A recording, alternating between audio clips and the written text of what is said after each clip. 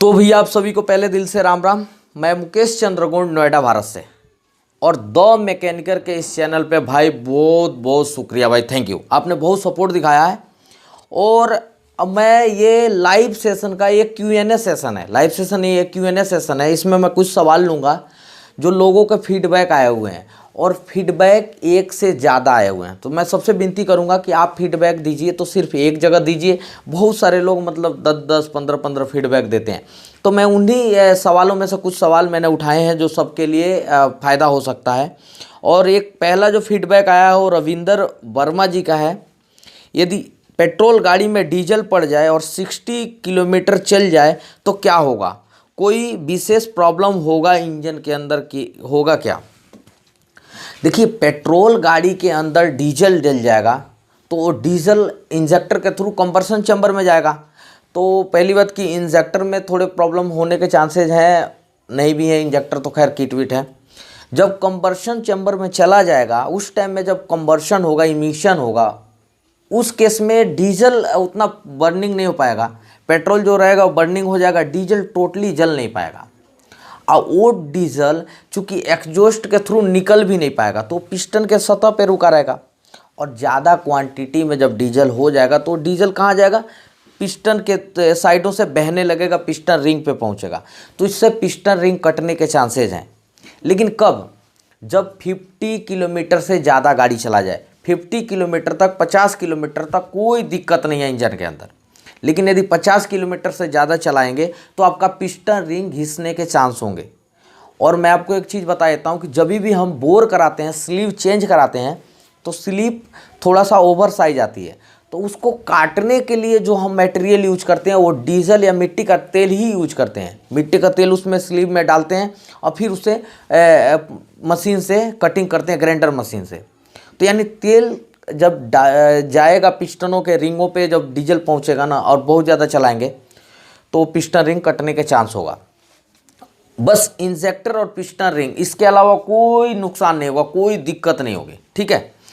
अब ये इस कंडीशन में हम करें क्या? तो इस कंडीशन में भाई आप क्लीन कीजिए फ्यूल टैंक को, फ्यूल फिल्टर को चेंज कीजिए, और इंजेक्टर की ज़रूरत हो तो इंजेक्टर क्लीन करा दीजिए। बस फ्यूल टोटली आपको चेंज करना है, रहेगा तो दिक्कत करेगा। अब नेक्स्ट सवाल लेते हैं। ये हैं संजय कुमार जी हैं। ये पूछते हैं कि मुकेश भैया, थर्मोस्टेट वाल्व कितना चलता है, कितना किलोमीटर में बदल देना चाहिए? देखिए, थर्मोस्टेट वाल्व का कोई टाइम टेबल नहीं है या कहीं मेंशन नहीं किया हुआ है कि इतने टाइम में बदलना है, ठीक है। जब कभी भी आपका गाड़ी ओवर हीटिंग की प्रॉब्लम हो और 1 लाख किलोमीटर से ज़्यादा चल गई हो तो कभी थर्मोस्टेट के बारी आए खुलने की या एल्बो खोलने की, तो उस टाइम में उसको निकाल के चेंज कर दीजिए, उस टाइम में। अदरवाइज थर्मोस्टेट लाइफ टाइम के लिए होता है, थर्मोस्टेट वाल्व लाइफ टाइम के लिए होता है। लेकिन गलत कूलेंट यूज कर लेते हैं या फिर आरओ का, बिस्लरी का, ये सब नल वल का पानी डाल देते हैं जिससे अंदर रस्टिंग का चांसेज होता है, और रस्टिंग थर्मोस्टेट वाल्व को ख़राब कर देती है। तो चूँकि 2 तरह के थर्मोस्टेट वाल्व होते हैं, वैक्स पैलेट और एक वेलोज। तो वेलोज तो अब आ नहीं रहा है, खाली वैक्स पैलेट टाइप का थर्मोस्टेट वाल्व आ रहा है। तो उसमें जंग लगते हैं, फिर वो ख़राब हो जाते हैं, या तो स्टक पोजीशन में रुक जाते हैं या फिर क्लोज पोजीशन में रुक जाते हैं। तो क्लोज पोजीशन में रुकते हैं वो ज़्यादा दुखदाई होता है। तो कोई लिमिट नहीं है, 1-1.5 लाख गाड़ी चल गई है, कभी ओवर हीटिंग का शिकायत आया, खुला तो चेंज करा दीजिएगा, अदरवाइज ज़रूरत नहीं है। नेक्स्ट सवाल लेते हैं हम। श्याम चलोदिया जी हैं। ये इनका सवाल है, स्पार्क 2010 का मॉडल है, सीएनजी में एसी ऑन करते ही पहले पैडल सही रहता है, बाद में हार्ड हो जाता है, इसका क्या सलूशन दीजिए? सीएनजी में खासकर जब सीएनजी की बात करते हैं ना, तो उसमें जो सीएनजी है वो चूँकि कास्टिक नेचुरल गैस है, कंप्रेस नेचुरल गैस, मैनिफोल्ड से जाता है, वैक्यूम क्रिएट होता है। जो इमिशन सिस्टम द्वारा वैक्यूम क्रिएट होता है, उसी वैक्यूम से हमारा ब्रेक पैडल काम करता है। अब सीएनजी जैसे ऑन करते हैं तो वैक्यूम की जो क्वांटिटी है, वैक्यूम की क्वांटिटी कम हो जाती है, जिसकी वजह से ब्रेक पैडल आपके हार्ड हो जाते हैं। तो इस केस में क्या करना होगा कि सिर्फ टैपिड चेक कराना होगा। यदि टैपिड ख़राब है तो उसको सही कराइए, टाइट है तो उसको लूज कराइए। और दूसरी चीज़ कि इसका हेड का वाल फिर करवाना पड़ सकता है आपको, तो हेड के वाल चेंज कराए जा सकते हैं। और हेड का वाल डाउन हो जाता है ना, तो इमिशन सिस्टम है वो परफेक्ट नहीं रहता है, और उसकी वजह से वैक्यूम क्रिएट परफेक्ट नहीं होता। तो जो इनटेक में वैक्यूम क्रिएट होगा अच्छे से, तभी तो ब्रेक पैडल काम करेगा बढ़िया से। पहली बार में काम कर रहा है, दूसरी बार काम ही नहीं कर रहा है, 4-5 बार जल्दी जल्दी मारेंगे हार्ड हो जाएगा। तो इसका मतलब है कि आपका टैपिड टाइट है या फिर हेड का वाल डाउन है। लेते हैं हम दूसरा क्वेश्चंस। ये हैं सिकंदर कुमार जी हैं, ये पूछते हैं भाई क्या डीजल कार 15 साल बाद पास होगी? क्या सेकेंड हैंड पुरानी कार खरीदें या नहीं? देखिए 15 साल बाद तो कभी भी डीजल गाड़ी पास नहीं होगी, ध्यान रखिए। वो फेल हो जाएगी और कोई आईटीओ उसको पास ही नहीं करेगा, उसको फेल कर देगा। तो सेकेंड हैंड पुरानी गाड़ी खरीदें या नहीं? यदि 15 साल पुरानी गाड़ी खरीद रहे हैं तो बिल्कुल मत खरीदिए।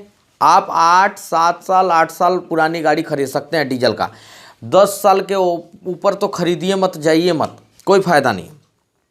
और उनका दूसरा ही कमेंट है कि मुझे टाटा सूमो बहुत पसंद है, क्या मैं टाटा सूमो खरीदूं या नहीं? क्या डीजल कार में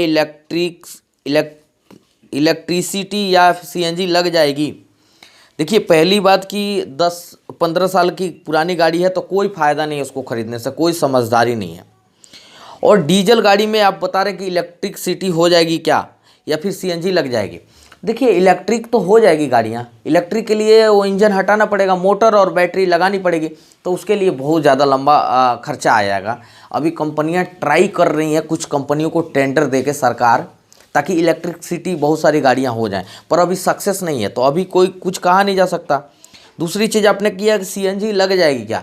देखिए डीजल गाड़ी में सीएनजी तो नहीं लग पाएगी, और सीएनजी लगाने के लिए बहुत ज़्यादा कॉस्ट आता है, क्योंकि उसका सिलेंडर हेड वो टोटली चेंज करना पड़ता है, फ्यूल सप्लाई चेंज करनी पड़ती है, इसी तो कोई फ़ायदा नहीं, उसको बहुत कॉस्ट में बैठेगा।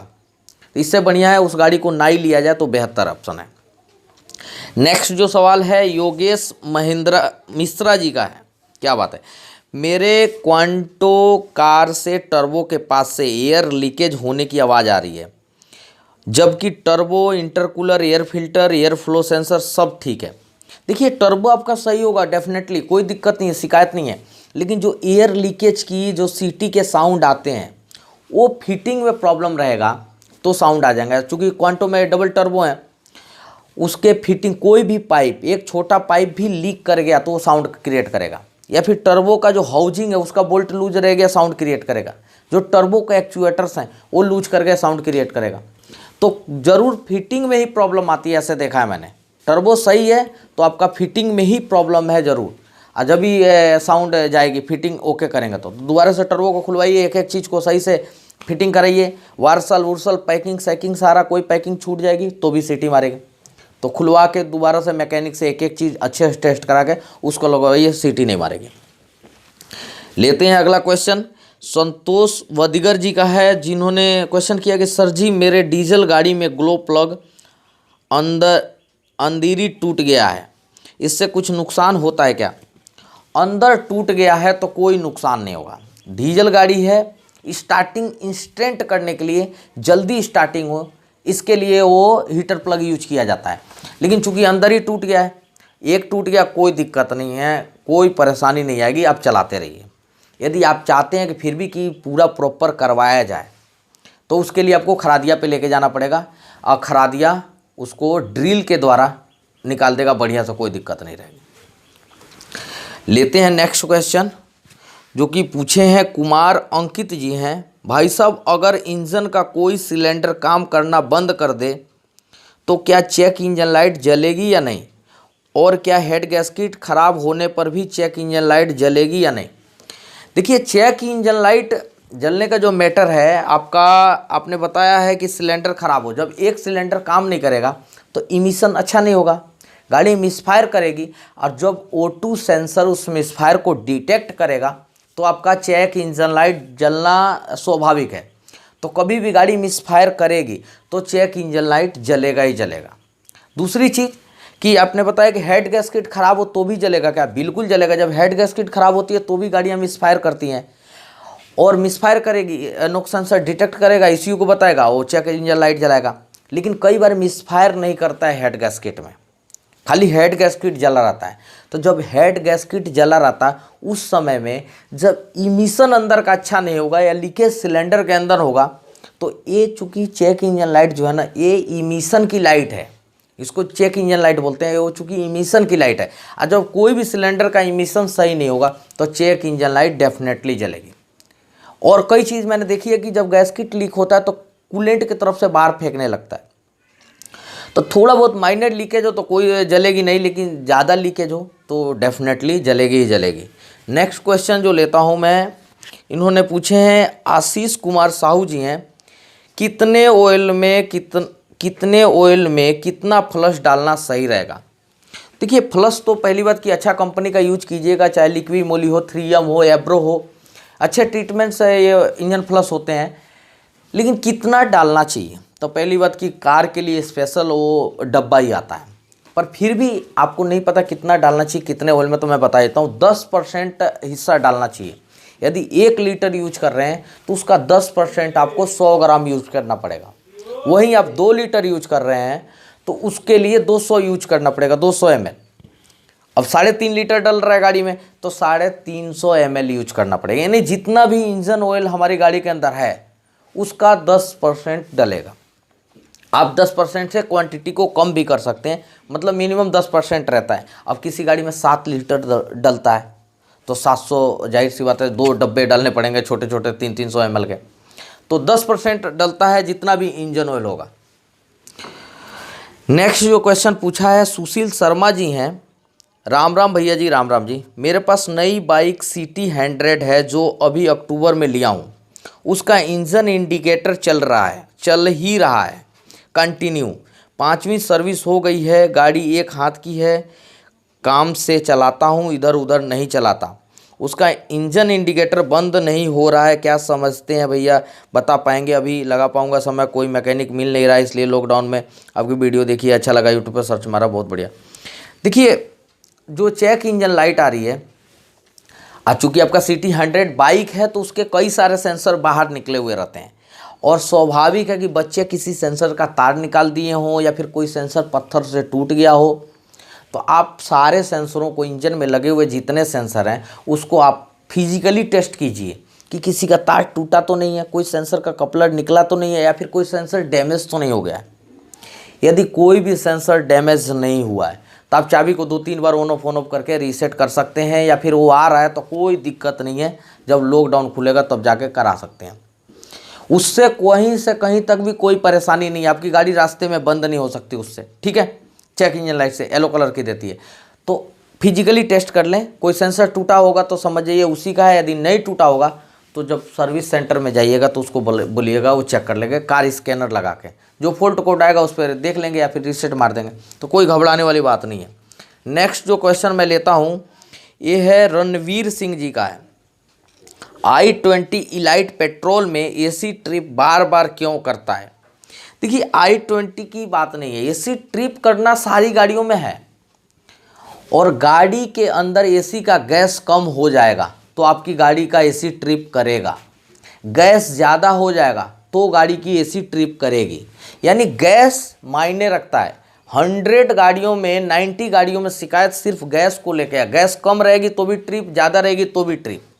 उसके अलावा आपकी गाड़ी ओवर हीट होगी तो आपकी एसी ट्रिप करेगा। ये जो मैं प्रॉब्लम बता रहा हूँ आपको, बहुत सारी गाड़ियों पे रिसर्च करके बता रहा हूँ, 1-2 गाड़ियों पे नहीं, एक गाड़ी चेक करके नहीं, बहुत सारी गाड़ी, हजारों गाड़ी की संख्या चेक करके तब मैं रिसर्च बता रहा हूँ। आपका एसी गैस और ओवर हीटिंग, ये 2 ऐसे कारण हैं कि यदि आपकी गाड़ी के अंदर हैं तो आपकी गाड़ी का एसी ट्रिप करेगा। इसके अलावा छोटे छोटे बहुत सारे कारण हो सकते हैं, एक्सपेंसिव वाल का ख़राब होना, रेडिएटर के जो फिन्स होते हैं, कॉइल के फिन्स वाला जो सेंसर होता है उसका ख़राब हो जाना, बहुत सारी चीज़ें। तो जो 2 चीज़ बताई है, एसी का गैस का कम होना और ओवर हीटिंग, इसके अलावा रेडिएटर का जो कंडेंसर है आगे का उसको क्लीन करा दीजिएगा बस।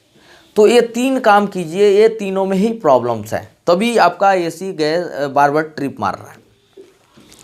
नेक्स्ट जो क्वेश्चन लेता हूँ ये सलिंदर सुखी जी हैं, इनका क्वेश्चन है, सर मैंने बीट डीजल का इंजन ओवरऑल करवाया था, इंजेक्टर भी करवाया था, अभी भी लॉन्ग सेल्फ लेती आ रही है, क्या प्रॉब्लम हो सकता है?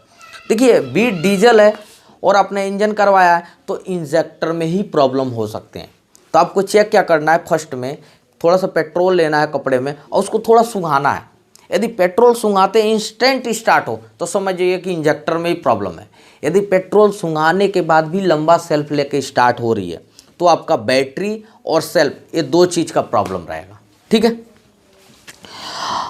नेक्स्ट जो क्वेश्चन लेता हूँ, अक्षय कुमार शर्मा जी हैं। भाई मेरी एसेंट 2011 का मॉडल है, पेट्रोल की टैपिट कवर की पैकिंग रबड़ बार बार लीकेज हो रही है, क्या कारण हो सकता है? देखिए, टैपिट कवर के पैकिंग बार बार लीक होने का मतलब यह है कि या तो आप टैपिट कवर नया डालिए या फिर टैपिट कवर की पैकिंग जेन्युइन डाल रहे हैं तो भी आपके गाड़ी का इंजन में थोड़ा प्रॉब्लम रहेगा, या फिर पीसीबी वाल रहेगा टैपिट कवर में, जो इंजन के गैस को वैक्यूम करके इंजन को दोबारा रिफ्रेश के लिए देता है। वो वाल ख़राब हो जाएंगे ना तो इंजन का गैस इंजन में ही रुका रहेगा। तो जब इंजन का गैस इंजन में रुकेगा तो कहीं ना कहीं वो निकलेगा, और गैस निकलने के लिए पैकिंगें ख़राब करता है कोई भी, तो जाहिर सी बात है गैस निकल नहीं पा रहा है या फिर इंजन डाउन है। तो पीसीबी वाल चेक कीजिए या फिर इंजन को चेक कीजिए ज़रूर। और कई केस में मैंने देखा है कि एक बार लीकेज शुरू हो गया तो रुकता ही नहीं है, पता नहीं क्यों। तो उसके लिए टैपिट कवर ही जेन्युइन डालना पड़ता है। दूसरा, उन्हीं के कमेंट के साथ एक और कमेंट है कि सर जी गाड़ी को स्टार्ट करते ही रेडिएटर फैन स्टार्ट हो जाता है, एक गलत बात है। यदि गाड़ी स्टार्ट करते ही रेडिएटर फैन स्टार्ट हो जा रहा है तो ये गलत बात है, क्योंकि ऑटोमेटिक फ़ैन होना चाहिए, स्टार्ट करते नहीं फैन को चलना चाहिए। जब गाड़ी का टेम्परेचर नॉर्मल मेंटेन हाफ पे आए यानी 90 डिग्री पे आए, उस टाइम में फ़ैन को चलना चाहिए थोड़े समय के लिए, मान के चलिए कि 1 मिनट ज़्यादा से ज़्यादा, उसके बाद बंद हो जाना चाहिए। यदि तुरंत चल रहा है तो आपके फ़ैन को डायरेक्ट किया गया है, आप इलेक्ट्रीशियन से जाके उस फैन को इनडायरेक्ट कराइए, ठीक है, तब जाके सही होगा। इनडायरेक्ट का मतलब है कि आपका थर्मोस्टेट स्विच से भी हो सकता है ये प्रॉब्लम, टेम्परेचर सेंसर से भी हो सकता है, या कहीं से इलेक्ट्रीशियन ने जिनने रिले से भी डायरेक्ट किया हुआ है उसको इनडायरेक्ट करवाइए, ये सही नहीं है, फैन फूंकने के चांसेस ज़्यादा होंगे ऐसे में। बंसी पाइप जी हैं, इन्होंने शायद क्वेश्चन किया हुआ है, मेरे होंडा सिटी में रोज़ कूलेंट कम क्यों होता है? तो देखिए, कूलेंट कम होने का जो कारण है ना, वो लीकेज है या फिर हेड गैस्केट है। यदि आपकी गाड़ी में कहीं ना कहीं से लीकेज है तो आपके गाड़ी का कूलेंट कम होता रहेगा। यदि आपने प्रॉपर चेक करा लिया कि मेरी गाड़ी में कहीं भी कूलेंट लीकेज नहीं है तो फिर आपको हेड गैस्केट डलवानी पड़ेगी, क्योंकि हेड गैस्केट से जो लीकेज होता है वो बाहर नहीं गिरता, वो कंबर्सन चैम्बर में जाके दोबारा से जल जाता है और पता ही नहीं पड़ती, तो इसलिए बार बार लीकेज कम होता रहता है। दूसरी चीज़ कि गाड़ी आपकी हल्की फुल्की ओवर हीट हो तो जो रिजर्व वायर है उसमें ओवरफ्लो होके गिरने लगता है बाहर, चलती गाड़ी में, खड़ी गाड़ी में नहीं गिरेगा और आपको पता नहीं पड़ेगी किधर से गिर रहा है, चलती गाड़ी में गिरेगा। तो आप ये चेक करा लीजिए कि आपकी गाड़ी ओवर हीट तो नहीं हो रही है या फिर रिजर्व वायर में ओवरफ्लो तो नहीं हो रहा है। यदि रिजर्व वायर में ओवरफ्लो हो रहा है तो रेडिएटर को क्लीन कराइए, over heating problem sort out कराइए। यदि नहीं हो रहा है वो सब प्रॉब्लम तो आपको हेड गैस्केट चेंज करानी पड़ेगी, माइनर प्रॉब्लम हो सकते हैं हेड गैस्केट के अंदर, या फिर रिजर्वायर में भी भर रहा है तो भी गैस्केट के प्रॉब्लम्स होते हैं। तो ये रहे कुछ क्वेश्चंस जो 12-13 के समथिंग हो सकते हैं। और चूँकि इस चैनल पे द मैकेनिकर चैनल पे आपको Q&A ज़्यादा देखने को मिलेगा, ठीक है, तो जैसा फीडबैक रहा आप दीजिए। आपका कोई और क्वेश्चन रहा तो इसमें कमेंट में मेंशन कीजिए, मैं उसको देखने की कोशिश करूँगा नेक्स्ट वीडियो में। तब तक के लिए आपका बहुत बहुत शुक्रिया, थैंक यू, इतना सपोर्ट किया, साथ किया। लाइक और डिसलाइक आपके हाथ में है, अच्छा लगे तो लाइक, बुरा लगे तो डिसलाइक, जरूर रिस्पॉन्स दे के जाइएगा, ज़्यादा अच्छा रहेगा। तो ठीक है, मिलते हैं नेक्स्ट वीडियो में नए टॉपिक के साथ, तब तक के लिए ओके, थैंक यू।